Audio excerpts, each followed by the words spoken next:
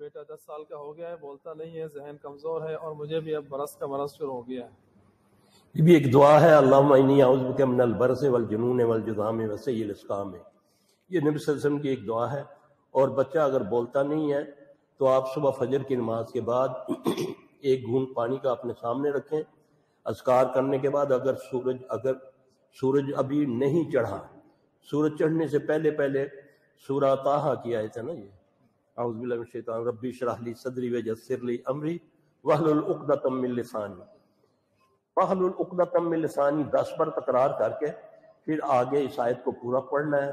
پانی میں دھتکار دیں، پہلے 7 بار سورہ فاتحہ پڑھ دیں، بچہ انشاءاللہ بولے گا اللہ کے حکم سے انشاءاللہ۔ میرا ایمان ہے کہ قرآن جو ہے وہ کیا ہے؟